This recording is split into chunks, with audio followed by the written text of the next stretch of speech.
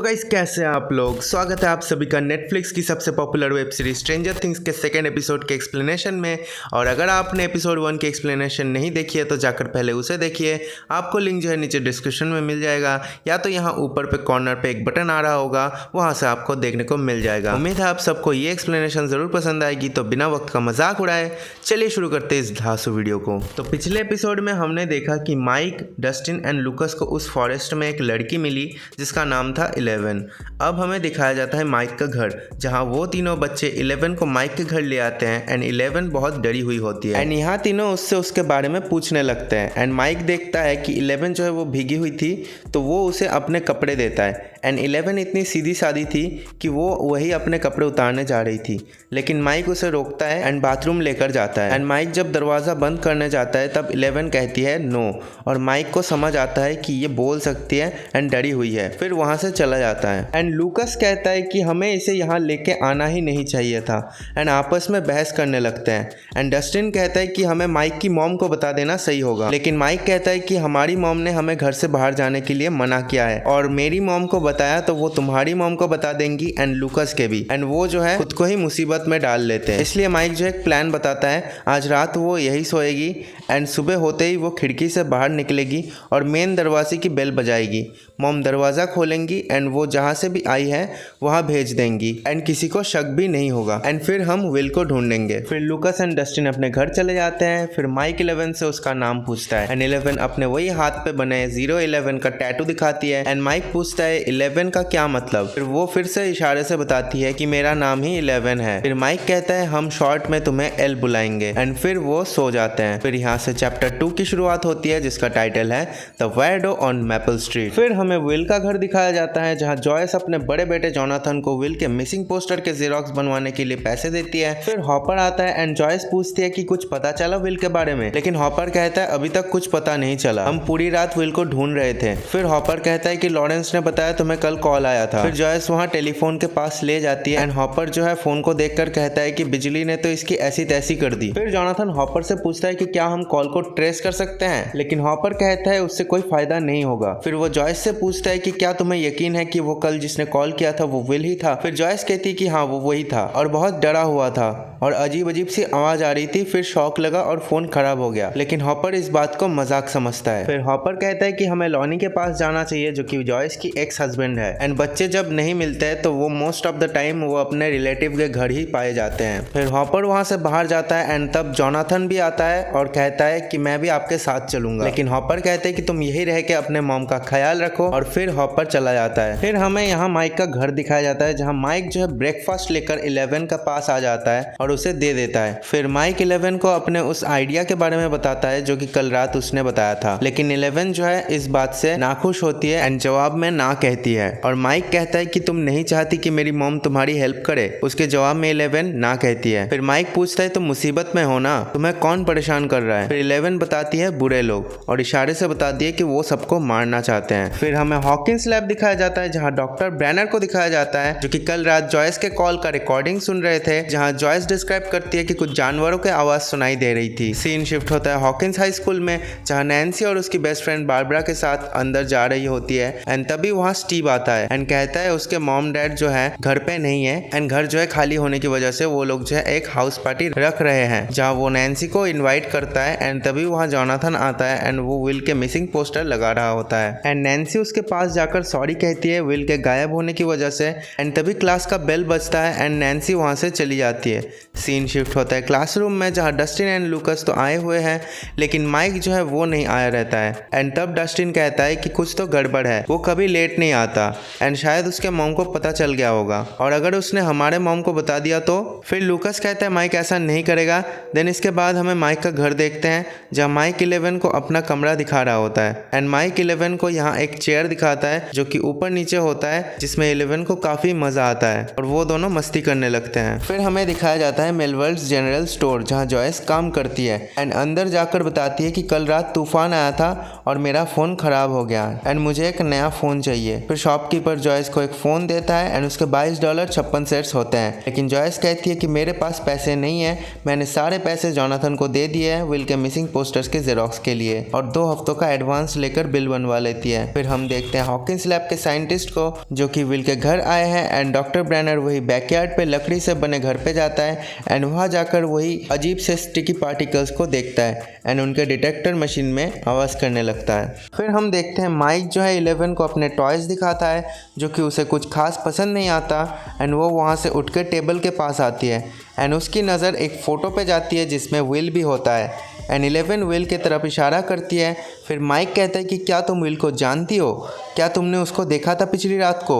And ये पूछने के बाद वहाँ माइक की मॉम आ जाती है एंड माइक 11 को छुपने के लिए कबर्ड में जाने कहती है एंड माइक कहता है कि मैं प्रॉमिस करता हूँ कि मैं तुम्हारे बारे में किसी को नहीं बताऊंगा एंड 11 वहाँ छिप जाती है एंड जैसे ही वो दरवाज़ा बंद करता है 11 को कुछ पुरानी यादें आती है जहाँ हम देखते हैं 2 साइंटिस्ट 11 को घसीट के ले जा रहे होते हैं एंड वो डॉक्टर ब्रैनर को देखकर पापा चिल्लाती है लेकिन वो दोनों उसे एक कमरे में बंद कर देते हैं। 11 जोर जोर से पापा पापा चिल्लाने लगती है और वहाँ अंधेरा होने की वजह से वो डर जाती है एंड रोने लगती है। अब रियलिटी में वापस आते हैं। फिर वहाँ माइक आ जाता है एंड देखता है कि एल जो है रो रही थी एंड पूछता है कि क्या तुम ठीक हो एंड 11 इशारे से बताती है हाँ मैं ठीक हूँ प्रॉमिस। अगले सीन में देखते हैं यहाँ हॉपर एक तालाब के पास खड़ा है एंड उसे फ्लोरेंस का कॉल आता है और वो बताती है कि बेनी बर्गस से कॉल आया था एंड बेनी की डेथ हो गई है और तुम्हें वहाँ जाना चाहिए। फिर हॉपर वही रेस्टोरेंट पहुँचता है एंड उसे बेनी की डेड बॉडी मिलती है एंड जिन्होंने बेनी को मारा था यानी हॉकिंस लैब के लोगों ने उसको ऐसे प्रेजेंट करके गए हैं कि लगता है कि बेनी ने सुसाइड कर लिया हो, लेकिन हॉपर कहता है कि मुझे नहीं लगता ये सुसाइड है, बेनी मेरा दोस्त था। एंड वहाँ हॉपर एक आदमी से पूछता है कि बेनी का क्या कोई दुश्मन था जिससे उसको खतरा था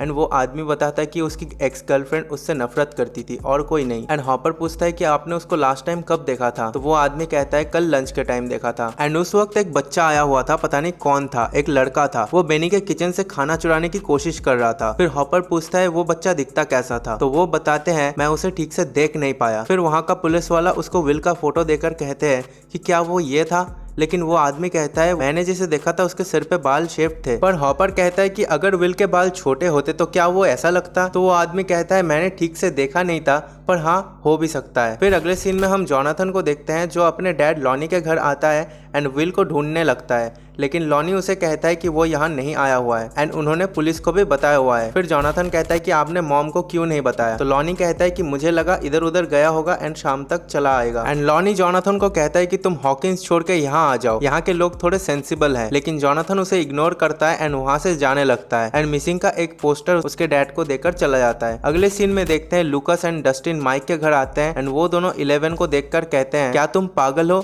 ये अभी तक यहाँ क्या कर रही है। एंड माइक कहता है इसे विल के बारे में पता है और डस्टिन कहता है इसको विल के बारे में कैसे पता है। फिर माइक कहता है उसने विल की फोटो पे उंगली रखी थी एंड इसे पता है विल गायब है एंड इसने कहा इसके पीछे बुरे लोग हैं, तो शायद विल के गायब होने के पीछे वही लोग हैं। एंड वहाँ लूकस 11 को ऊंची आवाज में पूछता है कि तुम्हें अगर पता है कि विल कहाँ है तो बताओ, लेकिन वो चुप थी। तो लूकस माइक को कहता है कि हमें तुम्हारी मॉम के पास इसको ले जाना चाहिए, लेकिन माइक कहता है किसी बड़े को बताने से खतरा हो सकता है एंड इसके पीछे जो बुरे लोग हैं वो हम सबको मार सकते हैं, लेकिन लूकस कहता है हम कोई चांस नहीं लेंगे और हम तुम्हारी मॉम को बताएंगे। एंड जैसे ही लूकस दरवाजे के पास जाता है 11 उस दरवाजे को बंद कर देती है एंड 11 कहती है नहीं एंड उन्हें पता चलता है कि 11 के पास पावर्स हैं। फिर माइक के घर सब लोग डिनर कर रहे होते हैं एंड वहाँ नैन्सी कहती है कि आज रात खास असेंबली रखी गई है विल के लिए स्कूल के मैदान पे एंड साथ में बार्ब भी जाएगी एंड मुझे भी जाना होगा, लेकिन उसकी मॉम कहती है तुम सब रात में बाहर नहीं जाओगे जब तक विल मिल नहीं जाता, लेकिन नैन्सी कहती है सब जाने वाले हैं तो जाना ही पड़ेगा। फिर कैरन कहती है कि 10 बजे तक घर आ जाना एंड साथ में बच्चों को भी लेके जाओ, लेकिन माइक कहता है नहीं हम नहीं जा सकते क्योंकि उस वक्त 11 उनके पास थी। फिर हम यहाँ हॉपर एंड ऑफिसर्स को देखते हैं जो विल को ढूंढ रहे होते हैं एंड उस जंगल में उन्हें एक पाइप दिखता है एंड छोटा सा कपड़े का टुकड़ा भी मिलता है एंड वो लोग सोचते हैं कि शायद विल इस पाइप के अंदर छुपा हुआ हो एंड पाइप से होता हुआ वही रेस्ट्रिक्टेड एरिया के अंदर पहुंच गया हो। नेक्स्ट सीन में देखते हैं जहाँ 11 थोड़ी सी डरी हुई होती है क्योंकि शायद वो सोच रही थी कि उन्होंने शायद विल की मॉम को सब बता दिया होगा, लेकिन माइक कहता है हमने किसी को तुम्हारे बारे में नहीं बताया एंड ये लोग भी नहीं बताएंगे, प्रॉमिस किया है। फिर डस्टिन कहता है मुझे पता नहीं था तुम्हारे पास पावर्स है, नहीं तो गुस्सा नहीं दिलाते। फिर लूकस कहता है हमें बस अपने फ्रेंड को ढूंढना है। फिर नेक्स्ट सीन में देखते हैं नैन्सी एंड बार्ब को जो कि बीच रास्ते पे रुक जाते हैं एंड कार को वही पार्क करने कहती है क्योंकि स्टीव के घर के सामने पार्क करते तो पड़ोस वाले उल्टा सीधा बोलते। फिर बार्ब कहती है कि नैन्सी स्टीव ने तुम्हें बस अपने मतलब के लिए बुलाया है, वो तुम्हारा फायदा उठा रहे हैं, लेकिन यहाँ नैन्सी नहीं सुनती और बार्ब को भी अपने साथ लेकर स्टीव के घर पहुंचते हैं। फिर हम हॉपर को देखते हैं जो कि काफी ज्यादा परेशान था विल को लेकर, क्योंकि आज तक उसके पास इतना बड़ा केस नहीं आया था एंड वो अकेले में ही खोया हुआ था। फिर हम 11 को देखते हैं जो बोर्ड गेम के पास आकर बैठती है एंड माइक पूछता है कि क्या तुम्हें पता है कि विल कहाँ है। तब 11 बोर्ड के ऊपर से सारे टॉयज को नीचे फेंक देती है एंड बोर्ड को उल्टा कर देती है एंड एक टॉय को वहां रखती है एंड कहती है वो छुपा हुआ है। तब माइक कहते हैं कि क्या वो बुरे लोगों से छुपा हुआ है। फिर 11 ना का इशारा करते हुए डेमोगॉर्गन का टॉय रख देती है जो कि काफी खतरनाक है एंड सभी लोग जो है डर जाते हैं। उसके बाद हम जोनाथन को देखते हैं जो वही फॉरेस्ट पे आया है एंड कैमरा लेकर फोटो कैप्चर करने लगता है कि शायद उसे विल के बारे में कुछ पता चले। लेकिन तभी जॉन को कुछ आवाज आता है एंड वो थोड़ी दूर चलने पर उसकी नजर स्टीव के घर की तरफ जाता है, जहाँ देखता है कि नैन्सी एंड बार्ब भी वहाँ शामिल है एंड वो सब मिलकर पार्टी कर रहे होते हैं एंड स्टीव वहाँ एक बियर की कैन लेकर स्टाइल पे पीता है एंड नैन्सी से पूछता है कि क्या तुम इससे इम्प्रेस नहीं हुई। तब नैन्सी कहती है बिल्कुल नहीं एंड स्टीव उसे भी बियर का कैन देता है एंड उसकी तरह पीने के लिए कहता है एंड नैन्सी वैसे ही करती है एंड उसके बाद नैन्सी बार्ब को भी ऐसे पीने के लिए कहती है, लेकिन बार्ब मना कर देती है। लेकिन नैन्सी उसको रिक्वेस्ट करने लगती है तो बार्ब एग्री कर लेती है। पर बार्ब जब कैन को कट करने जाती है तब बार्ब का हाथ जो है कट हो जाता है एंड खून निकलने लगता है। फिर बार्ब बाथरूम में जाती है एंड यहाँ सब मजे करने लगते हैं एंड उस तरफ जोनाथन इन सभी के फोटोज को कैप्चर कर रहा होता है। फिर उसके बाद हम विल की मॉम जॉयस को देखते हैं जो चेयर पे सोई हुई होती है एंड तभी उसको एक कॉल आता है और वो कॉल और कोई नहीं विल का होता है एंड वो जब कॉल उठाती है तब उसको विल की आवाज सुनाई देती है जो कि मॉम कहकर पुकारता है और जॉयस कहती है कि मैं यही हूँ विल, तुम कहाँ हो बेटा, मैं तुम्हें सुन पा रही हूँ। लेकिन तभी जो है घर के सारे लाइट्स ब्लिंक करते हैं एंड जॉयस और डर जाती है एंड फोन से अजीब अजीब से आवाज आते हैं एंड फोन में एक शॉक लगता है एंड वो फोन जो है फिर से जलकर खराब हो जाती है एंड तब लाइट जो है वो ब्लिंक करने लगता है एंड जॉयस आगे की तरफ बढ़ती है एंड अचानक से विल के रूम से म्यूजिक की आवाज आने लगती है। जॉयस रूम के अंदर जाती है एंड एक लाइट बहुत तेज रोशनी करता है एंड फिर सब बंद हो जाता है एंड जॉयस देखती है दीवार के अंदर से कुछ बाहर आता है। वो काफी डर जाती है एंड बाहर आकर अपने कार में बैठती है एंड कार स्टार्ट कर रही होती है, लेकिन तभी फिर से रूम के अंदर से लाइट्स ब्लिंकिंग दिखाई देता है एंड म्यूजिक भी बजने लगता है